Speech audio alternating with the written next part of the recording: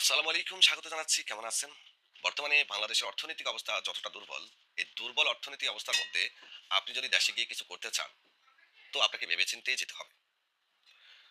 কারণ আমাদের বহু প্রবাসী ভাই সৌদি আরব থেকে তিক্ত বিরক্ত হয়ে দেশে গিয়ে কিছু করতে গিয়ে বেশিরভাগ সময় নিঃস্ব হয়ে গেছেন। নিঃস্ব হয়ে আবারও সৌদি আরবে আসতে চাচ্ছেন বা এসেছেন। এমন অনেক প্রবাসী আছে। এখনো বহু প্রবাসী তিক্ত বিরক্ত হয়ে দেশে চলে যেতে চাচ্ছেন। আপনি কি দেশে চলে যেতে চাচ্ছেন? গিয়ে আবার আসতে চাচ্ছেন অথবা দেশে গিয়ে সেটেল হতে চাচ্ছেন? তাহলে আপনাকে জানতে হবে। আজকে আমরা তথ্য দিব কারা সৌদি আরবে পুনরায় আসতে পারবেন, কারা আসতে পারবেন না, কারা কত বছরের জন্য নিষিদ্ধ ইত্যাদি বিষয়। কারণ আমাদের কাছে এই বিষয়ে প্রচুর পরিমাণ প্রশ্ন আসে। চলুন আলোচনা করি। প্রথমেই আমি প্রবাসীদেরকে চার ভাগে ভাগ করে নিচ্ছি। এক, হরুপ্রাপ্ত। দুই, এক্সিট খেয়েছে, এমন লোক সময় মতো দেশে যায়নি। তিন, ইকামার মেয়াদ নেই বা ইকামা হয়নি। চার, ইকামার মেয়াদ আছে। বর্তমানে আমরা প্রবাসীদেরকে চার ভাগে বিভক্ত করেছি।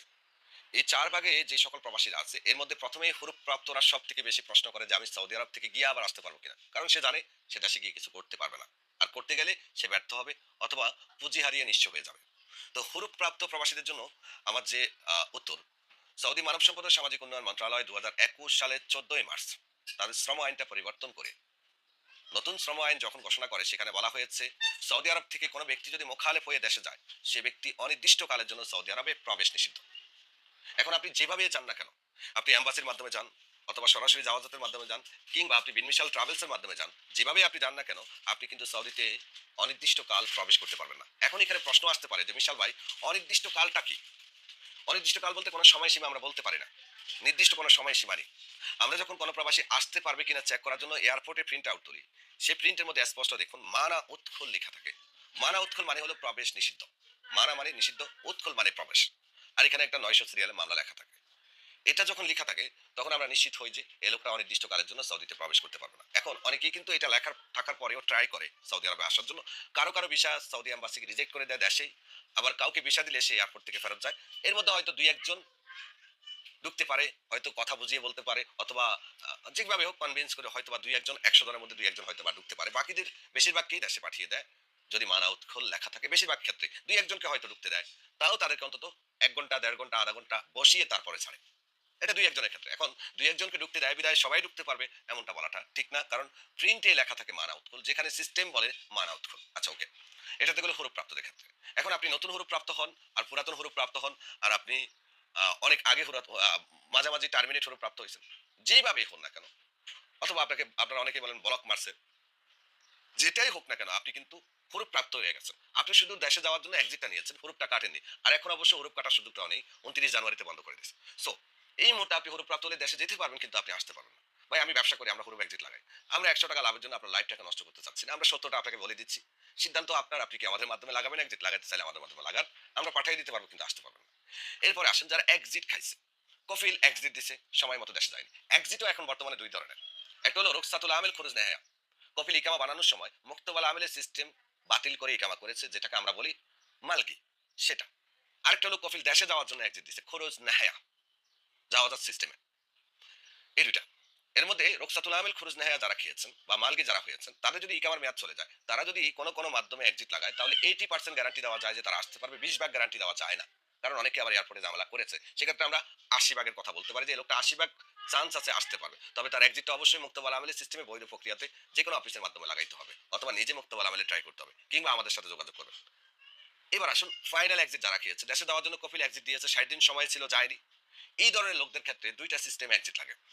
আগে কিন্তু এই সিস্টেমটা ছিল না, এখন চালু হয়েছে, বেশি দিন হয়নি। একটা হলো মোরহাল সিস্টেম, যে সিস্টেমে আপনি শুধুমাত্র আপনার যে 1000 রিয়াল জরিমানা আছে সেটা দিয়ে আপনি এক্সিটে যাবেন, কিন্তু আপনি পুনরায় সৌদিতে প্রবেশ করার কোনো চান্স নেই।